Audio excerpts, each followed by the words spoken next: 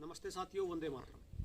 सूर्य केतु पद से हुए आयुर्वेद में आपका स्वागत है। साथियों, आज जो ये वीडियो हमें बनाने की ज़रूरत क्यों पड़ी, उसका मुख्य विषय जो आज का वो किडनी का है और किडनी में किडनी फेलियर का।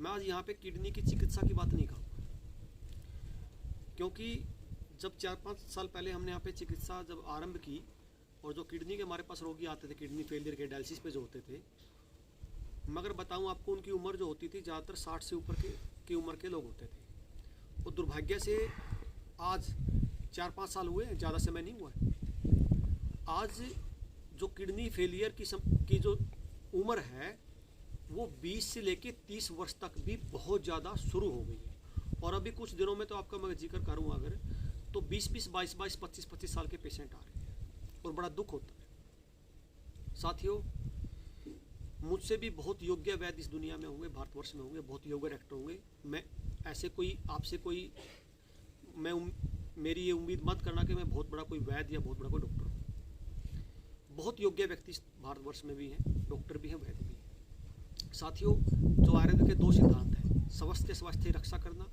और रोगी को पूर्ण स्थिति में लेकर आना। मुझे लगता है आज दवाइयों की ज़रूरत नहीं है। आज मुख्य विषय स्वस्थ के स्वास्थ्य की रक्षा करना है कि अगर आप स्वस्थ हो तो आप अपने आप को कैसे बचा सकते हो। मैं तो कहता हूँ आज भारतवर्ष में ऐसे हॉस्पिटल खोलने की ज़रूरत है, ऐसे केंद्र खोलने की ज़रूरत है जहाँ पे लोगों को सिर्फ ये बताया जाए कि आप अपने स्वास्थ्य की रक्षा कैसे कर सकते हो। देखो, बीमारी आने के बाद कोई गारंटी नहीं होती कि वो ठीक हो जाएगा। किसी बीमारी की कोई गारंटी नहीं होती, आयुर्वेद स्पष्ट कहता है। साथियों, मूल विषय पे आते हैं कि आप लोग जो ये वीडियो देख रहे हैं, कौन कौन लोग हैं जो किडनी फेलियर की तरफ जा रहा है। साथियों, जब तक व्यक्ति को समस्या नहीं होती उसको लगता है जी कुछ नहीं है, ये परहेज वगैरह का कोई मतलब नहीं है, देखो फलाना ऐसे खा रहा था, धिकड़ा ऐसे खा रहा, उसको कुछ नहीं हुआ। लेकिन साथियों, जब व्यक्ति फंस जाता है रोगी में, वो कहता है जी मुझे जो कहोगे मैं वो करूँगा, बस किस तरह मेरी जान बचा लीजिए। ये वीडियो बनाने का मुख्य विषय जो मेरा है, जो लोग आज भी इतना जागरूकता के बाद भी आज सफ़ेद नमक खा रहे हैं, वो सारे किडनी फेलियर के रोगी हैं। ये ध्यान रखना जो बता रहा हूँ, कौन कौन रोगी हैं, कौन कौन लोग हैं जो किडनी फेलियर की तरफ जा रहे हैं। आज के समय में जो आज भी चीनी खा रहे हैं मीठे में, वो सारे के सारे किडनी के रोगी हैं। आज के समय में कोई व्यक्ति अगर पेन किलर खा रहा है, बिना पूछे बिना अंधाधुंध पेन किलर खा रहा है, वो भी किडनी का रोगी है। आज के समय में जो बीपी की एक टैबलेट खा के सोचते हैं जी मेरा बीपी सामान्य है, क्योंकि बहुत सारे लोग ऐसे आते हैं, मैं उनसे पूछता हूँ जी क्या बीपी भी है, वो कहते हैं जी बीपी नहीं है, एक गोली खा रहा हूँ बीपी तो ठीक रहता मेरा। मतलब जो लोग गोली खा के बीपी को और मधुमेह को नॉर्मल मान के चल रहे हैं, वो सारे के सारे भविष्य के किडनी रोगी हैं। साथियों, किडनी का मैं मोटा मोटा आपको बता देता हूँ, वैसे तो बहुत लंबा विषय है, इतनी लंबी वीडियो तो बहुत लंबी वीडियो हो जाएगी। किसी को ये लगता हो, बहुत रोगी आते हैं जी मेरा तो बीपी हाई था इसने किडनी खराब कर दी ना। बीपी हाई क्यों हुआ? किडनी में समस्या आई तो बीपी हाई हुआ। किडनी में कोई आपको समस्या आई, किडनी ने कोई क्योंकि आपने ऐसा भोजन किया जो किडनी से भी नहीं छना, ब्लड में जो अशुद्धियाँ थी वो ब्लड से किडनी से छन नहीं पाई, और शरीर ने ब्लड के प्रेशर को बढ़ाना शुरू किया ताकि किडनी पे प्रेशर कम हो। आपने लगा जी मेरा बीपी हाई है, लेकिन किडनी आपको किसी ने बताया क्यों किडनी वो माप में नहीं आई।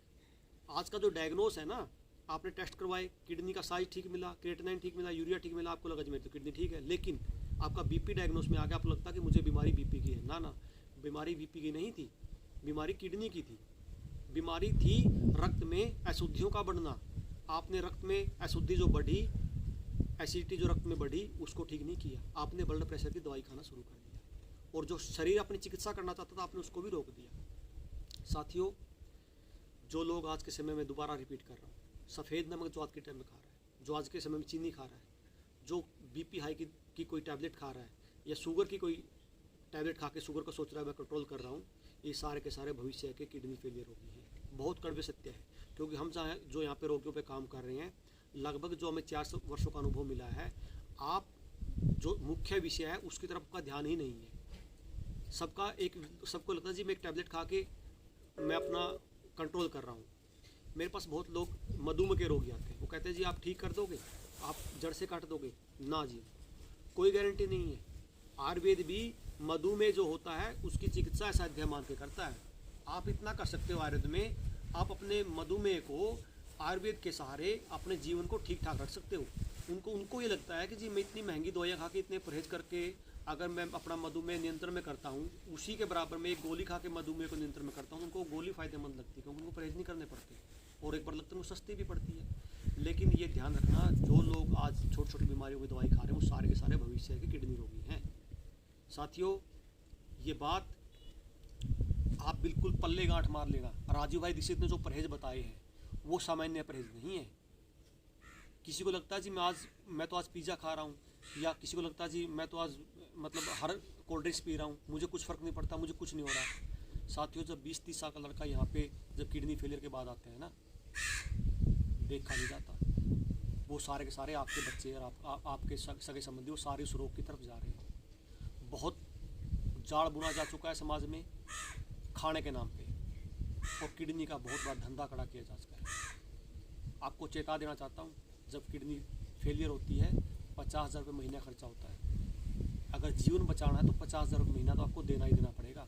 उसके बाद भी कोई गारंटी नहीं, आप 5 साल के बाद 7 साल के बाद किडनी ट्रांसप्लांट भी होगी। और आज तो किडनी ट्रांसप्लांट का धंधा कैंसर से भी बड़ा धंधा हो चुका है। आप किसी का भी क्रिएटिनिन 6-7 को क्रॉस किया, डॉक्टर उसी टाइम बोल देता है कि आपकी किडनी ट्रांसप्लांट होगी। और जो रोगी ठीक होने योग्य है, बहुत से किडनी के रोगी ऐसे भी होते हैं 50% जो ठीक होने योग्य होते हैं, वो भी डर के मारे और ज़्यादा उस चीज़ में और ज़्यादा आत्मघाती कदम उठा लेता है। और ट्रांसप्लांट कोई इलाज नहीं है। 90% ट्रांसप्लांट के रोगी दोबारा ट्रांसप्लांट की स्थिति में आते हैं, दोबारा डायलिसिस पे चले जाते हैं। तो साथियों, मेरी आपसे एक ही विनती है, अपनी दिनचर्या सुधार लीजिए, अब भी वक्त है। जिन लोगों ने अभी तक भी अपनी दिनचर्या नहीं सुधारी है, राजू भाई दीक्षित जो कह के गए, छोटी छोटी बातें, सफ़ेद नमक, रिफाइंड चीनी, एल्यूमिनियम के बर्तन, ये सारे के सारे ये जो चीज़ अगर आज भी आप यूज़ कर रहे हो तो ये भविष्य है कि आप आज आपके भविष्य की किडनी फेलियर हो। और इन सब के पीछे जो हम जिस गाय पे काम कर रहे हैं, मैं पहले की वीडियो में कह के जा चुका हूँ, जब से गाय को छोड़ा है तब से आयुर्वेद का विकास हुआ है। साथियों, अगर आप कुछ भी आपको देसी गाय का किसी रेट भी मिले, कोई मूल्य में मिले, देसी गाय का दूध किसी मूल्य में मिले, किसी रेट में मिले, आप भारत के किसी भी कोने में रहते हो, आप मूल्य मत लगाना। क्योंकि जब किडनी फेलियर होगा तो सारे के सारे पैसे किसी काम नहीं आ पाएंगे, और जितनी आपने जमा पूंजी की है वो कहीं भी आप उसको यूज़ कर पाओ। साथियों, फिर आपसे दोबारा निवेदन करता हूँ, ये जो किडनी का जो धंधा है इसको समझ लीजिए, क्योंकि आप जो आज आपकी दिनचर्या है, मुझे जो लगता है 4-5 साल के अनुभव में सिर्फ और सिर्फ 10 साल में 50% रोग किडनी फेलियर की तरफ जा रहे हैं। साथियों, इस अगली वीडियो में कोशिश करेंगे कि किडनी के बारे में और थोड़ा सा जाना जाए, उसकी चिकित्सा के बारे में जाना जाए। लेकिन जब तक आप राजू भाई दीक्षित के जो परहेज बताए हैं, जो दिनचर्या बताई, जो आयुर्वेद की दिनचर्या है, उस पर ज़रूर काम करिए। धन्यवाद साथियों, वंदे मातरम।